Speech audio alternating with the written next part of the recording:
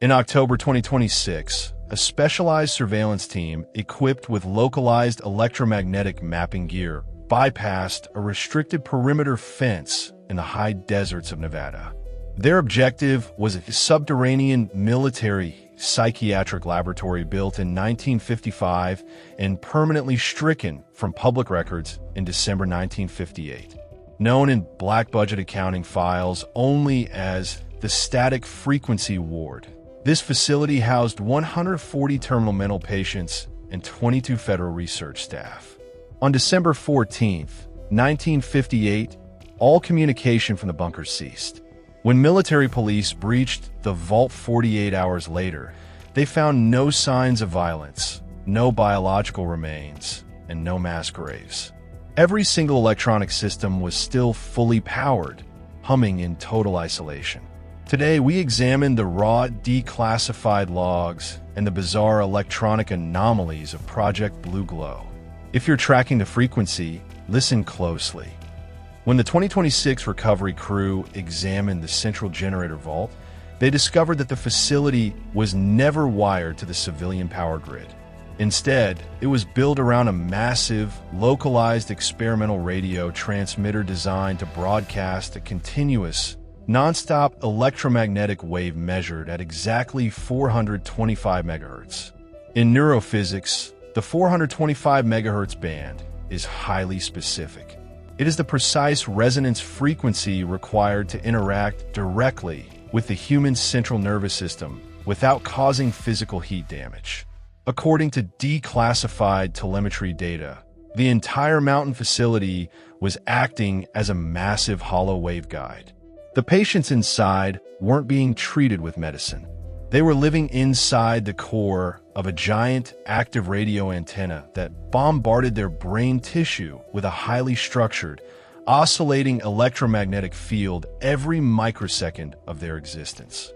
The primary forensic mystery detailed in the 1959 military police cleanup manifest involves the physical belongings of the missing personnel. In every patient room and staff office, clothing items were found undisturbed, resting precisely where the individuals should have been sitting or sleeping. Leather belts were still buckled, shoes were tucked neatly under beds, and metal wristwatches were resting on desks. But when forensic metallurgists analyzed the recovered timepieces, they found that every internal mechanical gear, copper spring, and steel flywheel had been completely melted and fused together into a single solid block of metal. The intense electromagnetic pressure inside the rooms had reached a threshold where the metal components inside the clothing atomic bonded. Yet the cotton fabrics and leather sheets showed absolute zero scorch marks, zero ash, and zero thermal degradation. During the 2026 exploration, engineers noticed that standard digital voice recorders experienced severe multi-track audio bleeding whenever they approached the facility's structural concrete support beams.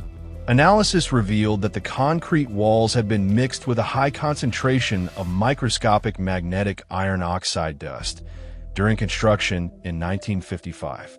Under the continuous influence of the 425 MHz broadcast, these tiny metallic particles acting as magnetic tape had physically recorded the acoustic vibrations inside the ward. When high-gain electromagnetic sensors are dragged across the concrete today, the walls play back the final frantic voices of the ward. It is not an echo. It is a physical, hardwired magnetic recording trapped inside the very mineral structure of the building. The walls themselves are singing with the static memory of December 1958. The chemical composition of the atmosphere within Project Blue Glow remains deeply anomalous. Air monitoring sensors deployed in late 2026 indicate an atmospheric ionization level that is 800 times higher than natural ground-level baseline readings. The air is so heavily saturated with latent radio frequency energy that standard civilian electronic devices suffer immediate battery drainage and circuit shorts.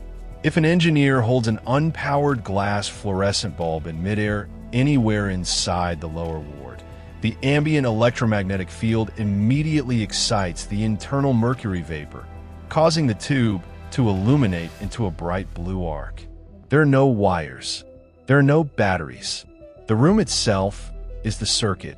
Anyone walking through these halls is literally walking through a liquid field of raw electrical current.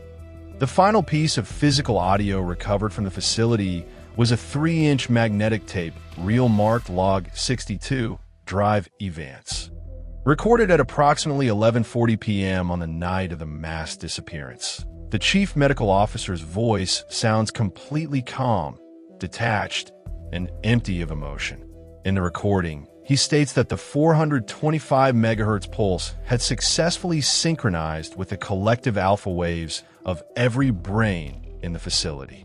He notes that the physical division between the human nervous system and the radio wave grid had collapsed. As he continues to speak, his vocal patterns slowly lose their human pitch, transforming into a series of mathematically perfect square-wave digital tones. His final sentence before the tape cuts to pure static is chillingly documented. The signal does not require a medium. The broadcast has accepted our mass. In November 2026, deep-core thermal and ground-penetrating radar scans revealed the true architectural purpose of the underground complex. The facility wasn't designed as a bunker to withstand external attack.